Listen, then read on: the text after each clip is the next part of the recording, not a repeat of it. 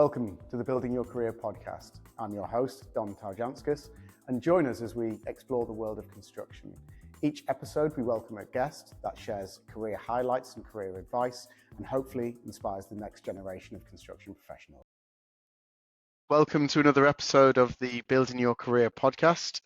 Very excited to have as a guest Najwa Jawahar.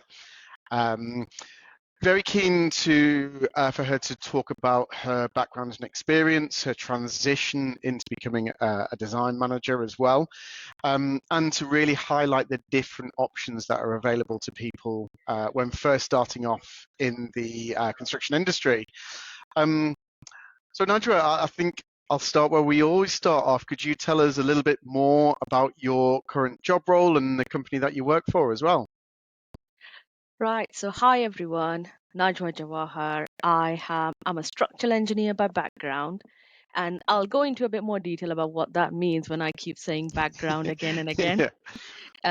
So, I started as a graduate engineer in 2012 after graduating from University of Leeds in 2011. So, I had like 4 months of consistent rejections from over 250 plus companies.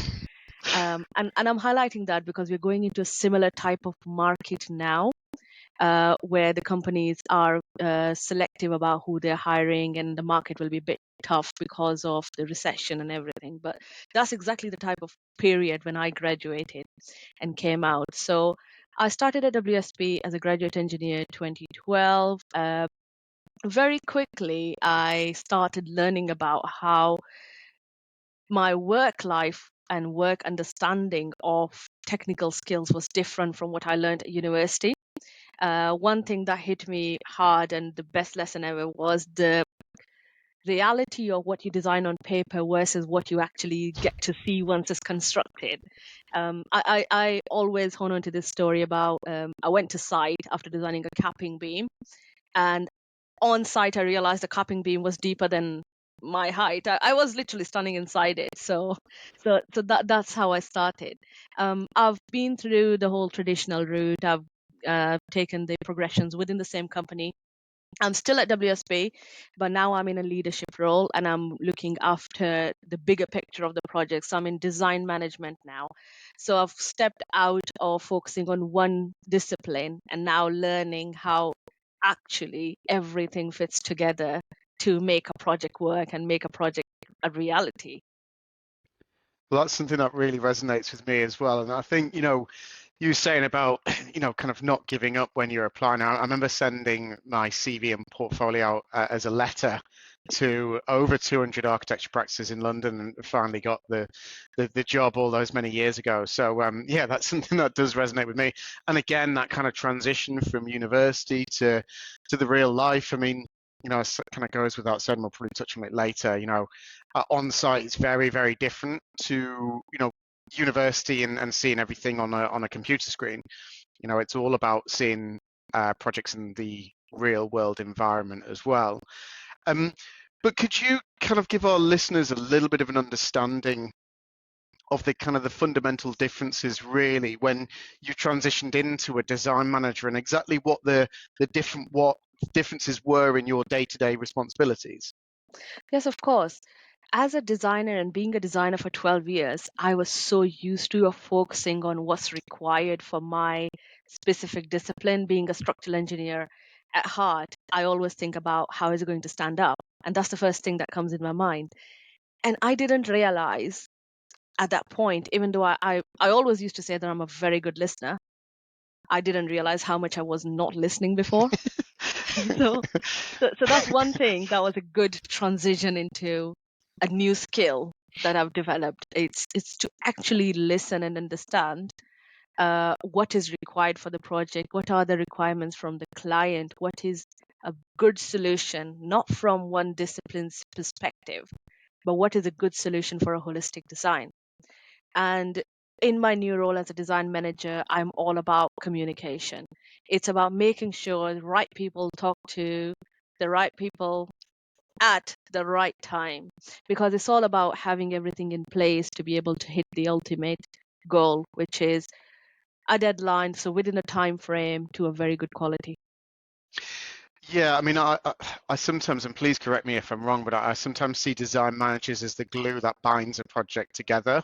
You know, the main person who's making sure that all the different disciplines are communicating with each other, that no mistakes are being made, and that the information flow between all the different disciplines is not only correct, but it's good quality information as well. You're absolutely right. It's having, like I said, the right people talking to the right people at the right time. It's because if all of it needs to fit together at the end, and it does come to having the right information flowing, and you're absolutely right. Design managers are like glue.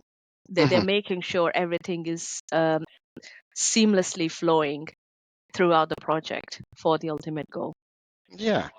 So, I mean, I suppose if we can just wind back the hands of time a little bit and go back to the very beginning, where did your kind of interest lie in terms of getting involved in the construction industry then? Where did it all start for you? I always call myself an accidental engineer, and the reason for that is I wasn't born in UK. So I came to UK when I was 16, and when I came here, the only subjects I could recognize in the curriculum were maths, chemistry, and physics. That's it.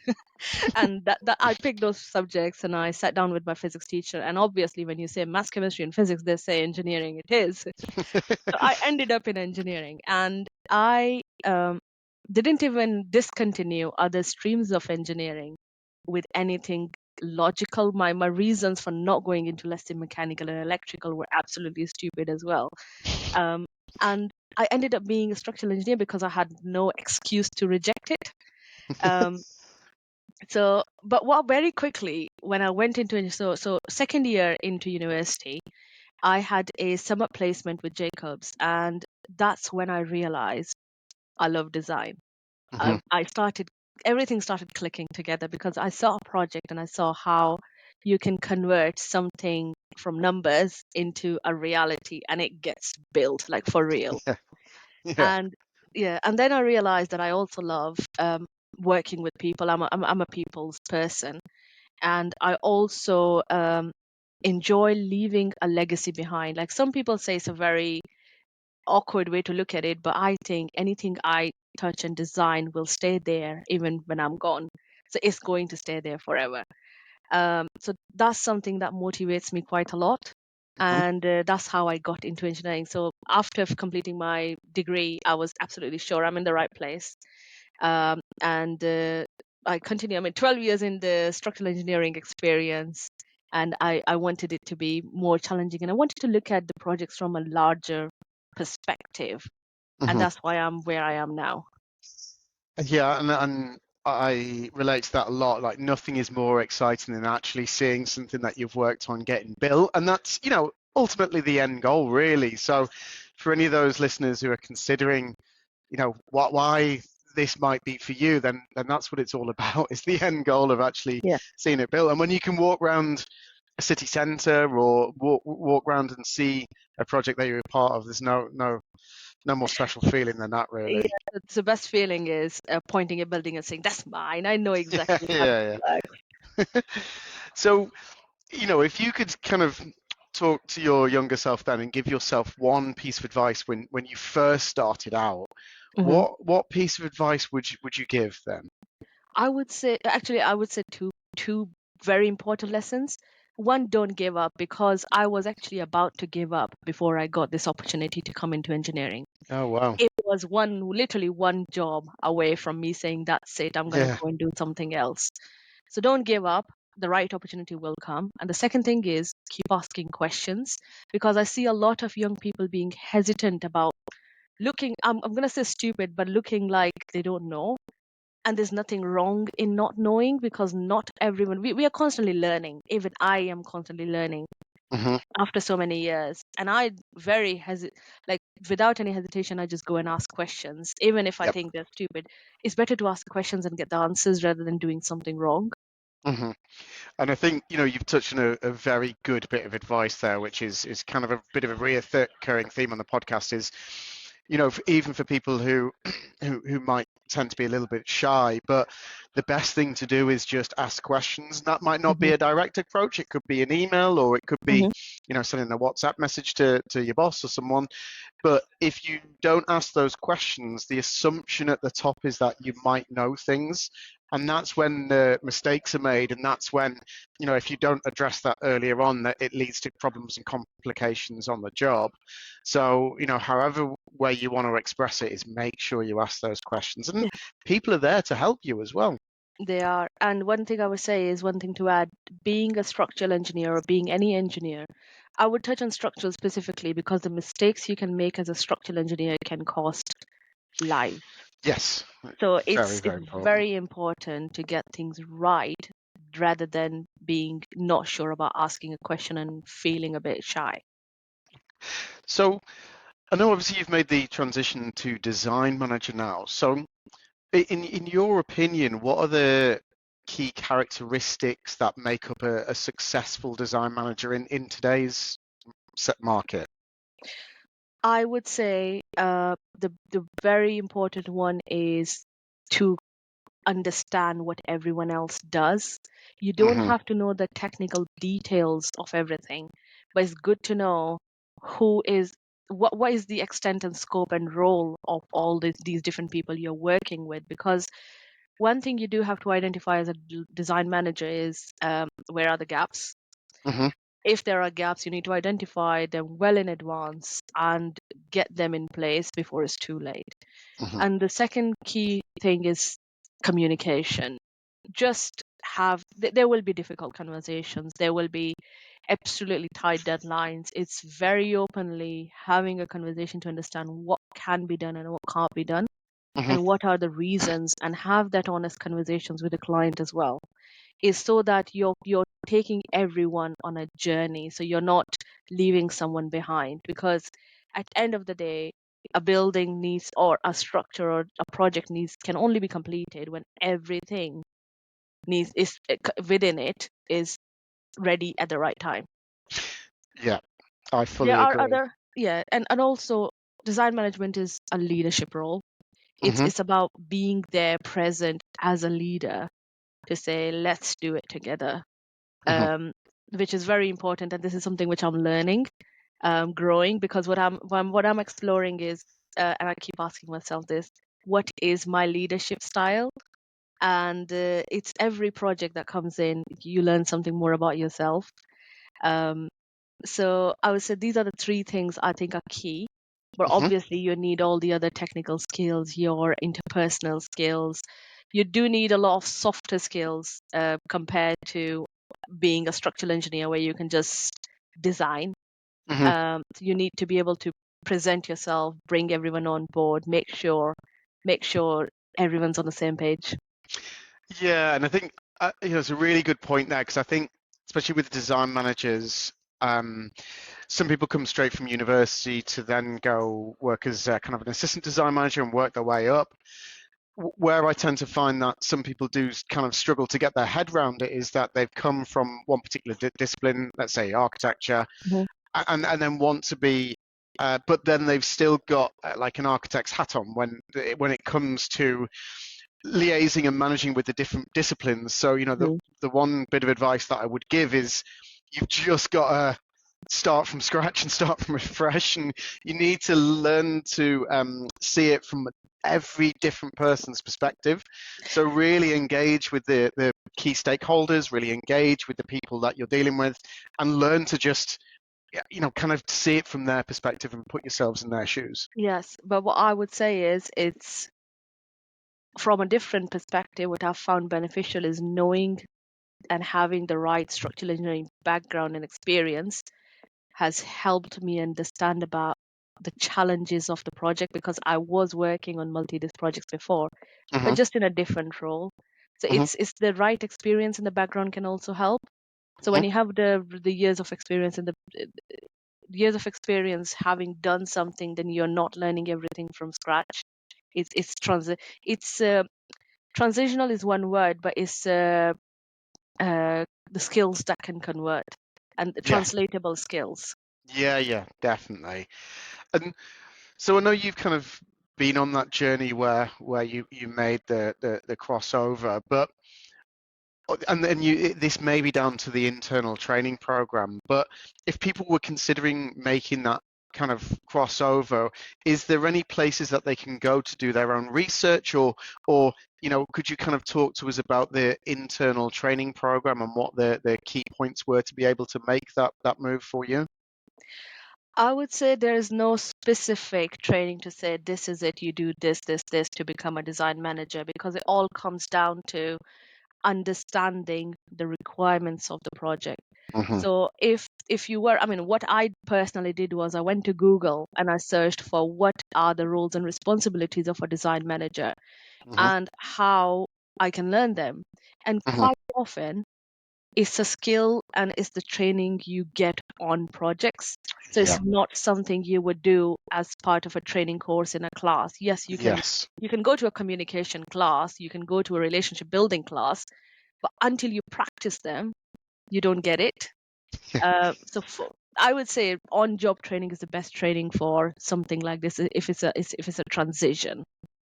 I couldn't agree more on that one. I think, as an ex-architect, the only way I learned was to actually do the job itself. Mhm. And sometimes you need to make yourself feel uncomfortable to be able to learn and to progress as well. So, yeah, I'm a big advocate of that kind of learn on the job as you're going along, doing the processes as you go along, really. And one more thing to add is, like, we are in an industry where you're constantly learning. So you Yes. just need to have an open mind about not being, if you're not sure about something, there's nothing wrong with that. It just means that there's a knowledge gap and you can just go and either find on Google is one place, but you can find on Google, or you go and speak to everyone around you who have been doing that role. Mm-hmm. Okay, brilliant. And for you, what are the different kind of routes in terms of educational profession that you can use to go into either engineering or a design management role? Is there any particular certifications or governing bodies that you would recommend for people to get involved in from a young age that would be able to give you, kind of information and support? So let's take structural engineering first. Structural engineering, what helped me focus and have a target was the chartership, Yep. because it gives you very clear objectives of what you need to do, how much you need to know about each of them to get to a certain level. And that's the big point. And then all the CPD hours you do need to do, which means you're constantly learning by attending the events online. And there are a significant amount of training and webinars and internal lectures Mm-hmm. within the businesses as well. Within WSP, I would say there is a graduate training program which is helping the graduates bring up to a certain level for the first 3 years. Mm-hmm. I'm sure all of the companies would have something similar. When you get to a point after chartership, then you have to really define what way do you want to see yourself, and then it's more fluid transition. Then you decide where you want to go, and then you select the route to suit. But what really helps is having a mentor in your field around you who can guide you to your goals. For design management, I would say, I wouldn't say, I mean, it really depends. If you want to do any qualifications, you can go down the project management route. Mm-hmm. But I don't think you do need any specific certifications or go down a specific route, because it's a leadership role. You can do some leadership training from different institutions, but at the end of the day, they're only going to teach you those softer skills, and they're going to teach you to learn about yourself more. Mm-hmm. Because as a design manager, you are that person who needs to know what your trigger points are and how do you have those important conversations with the key stakeholders, and understanding their point of view. And it keeps coming back to the point, you do need to listen, and listening is a Yes. key point Yeah. there. And once you listen, then you're automatically learning, indirectly learning from them. So that's I think is a very important skill. Or Brilliant. And yeah. yeah, I think you're completely right there. And everyone involved in the construction process, no matter what stage they're involved at or what company or where they're coming from, has got different motivations, different personality types, different things that would kind of trigger them. So you're completely right. It's almost like a bit of a fine balancing act, but you have to listen first to be able to gain and the information about what their personality types are and how they would react in certain circumstances. So you are completely right. It's one of those, it's a case of listen first, then react afterwards. But just leading on to the final question as well, I know obviously there is a huge skills shortage at younger level in the industry as a whole, and that in part is down to a lot of the common misconceptions about the industry. But I suppose what can the industry do as a whole just to attract, kind of retain, and also nurture that young talent coming through? I would 100% agree. Part of it is because of the misconception of what the role. I'll start with the engineers first. I do quite a lot of STEM related activities. I go to schools, I speak to people, and what I've realized is people don't always see someone looking like me being an engineer. And that's where it goes wrong, because engineering is a skill that doesn't link or is not related to the gender or your background or where you come from. It's a skill set. It can be learned at any point, and it's completely driven by your passions. So what we can do is, one is go to the schools and have those positive role models. I'm doing what I can, but it will be really good to see more people engaging. It doesn't have to be just going to the schools. It's becoming visible, because one issue that UK has is the title engineer is not protected, which means the definition of what an engineering does, an engineer does, is not very clear. So it's going to share, for someone like me, for example, as a background, what I go and say is, understand you don't want to be on site all the time, but I'm hardly on site. It's a design job. So it's explaining what it actually involves. What does the role mean, and what are the day-to-day requirements, or what are the day-to-day steps or things you do. Second thing is, once people have come into the industry, is help them find their way to shape their careers. Because what often happens is, and I had that setback myself, and quite often it's not even visible. So I thought I had a setback when no one else realized I had a setback. And what is that is, you have a very clear idea of where you want to be with the chartership goals. That's it. You have 13 objectives. Once you hit them, then you have no idea what to do next. You So get true. lost. You completely get lost as to what am I supposed to do next? Like, everything was defined for me before. So at that point, what really, really helps is having a mentor and having someone ready to identify and spot that someone is lost. So if someone is lost, then that's it. You need to have a conversation with them and say, where do you want to be? What is it that drives your, like, what is it that wakes you up in the morning? Why did you come into this field in the first place? Like, it's those conversations, and say, okay, then this is something what you can do, and these are the options, or these are the things you can explore. And this is often something which is missed. And often with women, when they go out on their leave, so either parental leave or even a career break, having the right training to bring them back, so they don't feel that they've lost years, or they have missed everything, and everyone else who was at their level has moved on and progressed. So that's something, again, that's a hidden set and a barrier which is not always visible, because no one wants to come back and say, I don't know what to do. So how do you find a support system for anyone like that? And it's not just about women, it's anyone who takes a break. Yeah, that's a very, very good point. And if I'm frank, there's some companies out there that are doing that really, really well, Mhm. and some companies that simply haven't thought about it at all. Mhm. So I think that's a really excellent point there. And I love the work that you did with STEM as well, because on the podcast to release the episode, but we had Laurie-Ann Williams, who's a STEM ambassador as well. So I think that's equally as important to reach out to the younger generation and educate from a very young age as well, in terms of the different career paths available, and that it's not just a bricklayer or a roofer, and that's construction. But out of interest, do you see that there are any common misconceptions or any things that people think that the construction industry is, and it simply isn't the case at all? It's the biggest misconception is that it's a site role. That's Yeah, what I've understood, yeah. because that puts off quite a lot of people off. Yeah. The second misconception I would say is what type of people are suitable for a role as an engineer. Mhm. Is the lack of clarity of what does the job actually involves on a day-to-day basis. Mhm.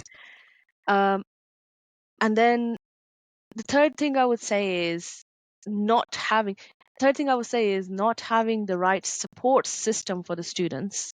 Yeah. So we go to schools, we speak to them, we get them excited about engineering or any other career within the construction industry. Then they go home and their parents tell them, are you where did this come from? Because it's what's missing is education for the parents and education for the teachers Mhm. to be able to provide that ongoing support to the students. Yeah, I think that's crucial, really, is that wider support network. And it's Mhm. not just, as you say, going back home to their parents and they're thinking, oh, where has this come from? As you said, it's that wider support network and reaching out to as many people as possible. And, Mhm. one of the reasons that I set up the podcast was, looking back when I was considering, moving into architecture, there simply wasn't anywhere to go to get that Mhm. information. So, yeah, having a platform to go to is crucial, and the exact reason that I wanted to get you on as a guest. So, Yeah. well, thank you very much. It's been an absolute pleasure and a real eye opener as well. I think there's some really, really good points in there, and a lot of key takeaways from this that people can really start their career and really know, even though the career's just started, once you do get to chartership, find out what that intrinsic why is. It's a very long journey. You're Yeah, going yeah, to be doing that for 35, 40 years. yeah, yeah, And yeah, and like me, you will be changing directions. yeah. So it's always having that open eyes towards all different possibilities. Yeah, brilliant. Well, Najwa, it's been an absolute pleasure having you on as a guest. I thought you were an incredible guest. So yeah, thank you very much for being on the pod. No, thank you very much for inviting. Always happy to help. No problem. All right, take care. Take care. Thank you. Joining us on the Building Your Career podcast. We hope you enjoyed hearing from our guest and learning about the different career paths available. Don't forget to like, comment and subscribe so we can reach even more listeners. And if anyone wants any free CV advice or simply wants to know the options available to them, don't hesitate to get in touch.